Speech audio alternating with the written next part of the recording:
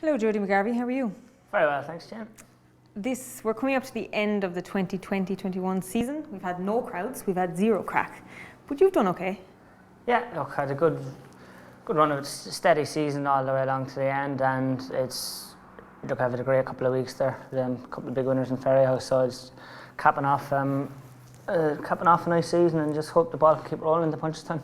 Yeah, well, you're on course. I think you've already been the busiest season you've ever had, and probably the most successful. But when it comes to good horses, they make your season. Fairyhouse, yes, special. We'll start with Des McDonough's Hearts of Trumps. Look, he came close in the Galway hurdle, but agonised and finished in second. But he ran a blinder, and every run it had after that day was all in kind of soft or heavy ground, and he just didn't really like it, and he just didn't really perform. And going into Fairyhouse, he was by no means an outsider. It was his first day back on a bit of nicer ground, and look, he travelled and jumped so well on it, and look, he got the job done on the day, which was great, because he really deserved it, because he'd been knocking on the door so many times, and he's been so consistent but without winning, so it was great to get his head in front and to win a big pot with him. And he's trained by a gentleman.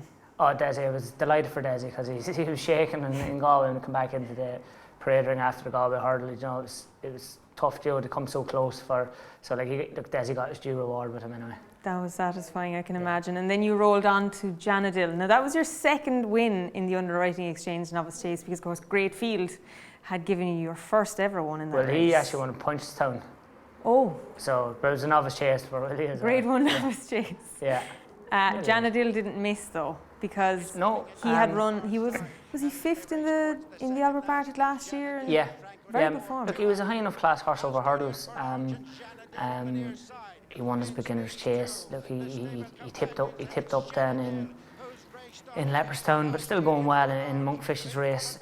He fell 4 out. It was hard to know how he would have ran, but coming there in the back of the fall, it didn't seem to knock his confidence anyway. He jumped brilliantly from fence to fence, and look, I was always happy, and I was turning in. I was always going to be the winner, and he went away and done it well. Yeah, he's a good horse. And then of course you were an intricate part of probably one of the stories of the season with Skyace. Now, she's been good, but that win at Fairyhouse was extraordinary. Yeah, she's brilliant. She ticks all the boxes. Like, she jumps and she travels.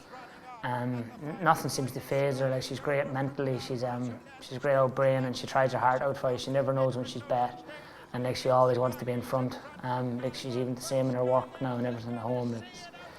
Look, she's a queen really, and it's a great story for racing, and it's turned out to be quite a big story, and it's really nice to be part of something like that. You know, that everyone's talking about it.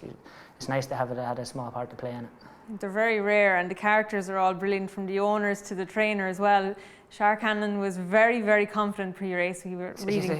He was bullish, to say the least. I couldn't believe it when I opened the Racing Post in the morning of the races, but sure, that's part and parcel of the Shark, as part of his persona that everybody likes about him. And does that feed into your mindset?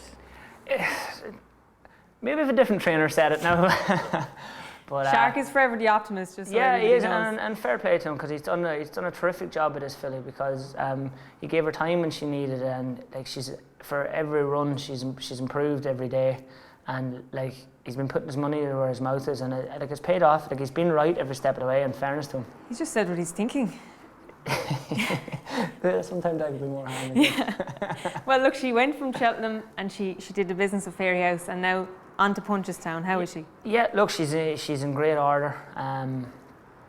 Look, she's every right to be there. Like, she's out in novice company now. Like, she's like a Concertista and a few of those to compete with. But look, she's not without her chance.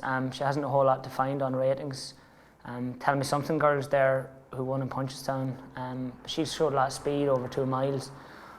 Look, I'm hoping the 2.5 miles might stretch her. Maybe not, but look, we're £5 better off with her this time, and look, she's been a bit of a miracle every step of the way. So who's to say it can't happen once more? She has every right to take her chance anyway, and hopefully these horses that we've just mentioned are going to continue to propel Mr. Jody McGarvey to the next level, because you know, this has been your brilliant season. What aspirations have you for the future? Look, every year I want to try and ride more winners than I did the year before, but you know, you want to be riding good winners, and if you look at the bigger lads now, they've all retired now, and there's other lads have to step into their shoes. So it's good to see like a lot of lads are getting their piece of the cake now. You know, like Brian Hayes and Danny Mullins and Ricky Doyle, they're all riding big winners, and you know, And Jody McGarvey. Yeah, well, sure, there you go. So it's like, it's, you know, them top lads, they were around for so long, riding at the top of their game.